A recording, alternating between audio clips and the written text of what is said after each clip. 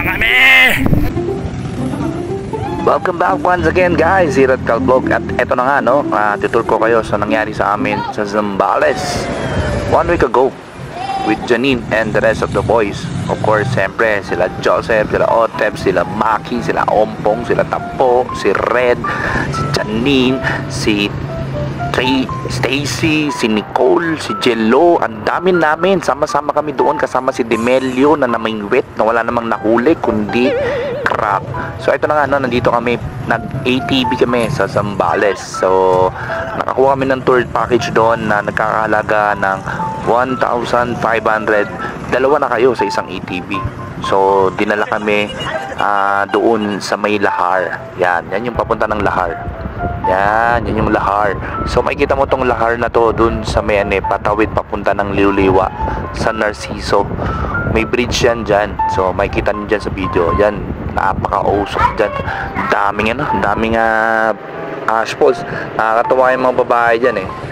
Kasi angas si Tabo nga pala yun. So nandiyan dyan, makikita nyo yung mga babae namin, mga mga nagpa-pustura talaga, mga naka-makeup pa. Pero pagtapos namin mag-ATV dyan, lahat sila mapuputi ang mukha. Pero may pinakamaputing mukha dyan yung nakakuha ng premyo, si Jeff. Kasi yung nag-sun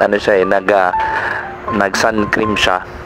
Tapos yung Lahar, buhangin ng Lahar, napunta sa mukhaan niya.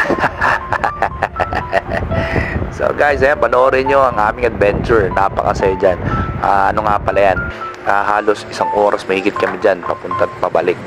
So pag nagpunta kayo doon, magtanong lang kayo pag mag-ATV. Yan yung bridge na sinasabi ko. Si Nicole. Yan yung bridge na sinasabi ko. Madadaanan nyo yan dyan pagka papunta ng Liwa sa San Narciso. So tuwan-tuwa dyan si Otep tsaka si LA. Siyempre yan, kaway-kaway pa sila. Tapos yan si Christian tsaka si Stacy. Yan, siyempre yan, mayroon siyang solo dyan, si Christian yan, si Totoy, tuwan-tuwa siya dyan. Yan lang pan yung may start dyan. Si Demel, yan, siyempre kasama yan dyan. Ikot kami, yan. So nagpa-picture taking kami dyan. Yan, at plus kami na magpila-pila. Yan nga pala si Ompong. Yan, si Ompong. Makikita niyo sa bandang huli na video, natutulog. Si Jeff, yan. Mainit yung araw niyan. Pero hindi naman ganun kainit. Maganda yung panahon, hindi masyado mainit kasi malamig pa naman yung hangin eh. So pila-pila kami dyan. May picture kami dyan eh. Isang hilera kami. So umabot kami ng 10 ATV.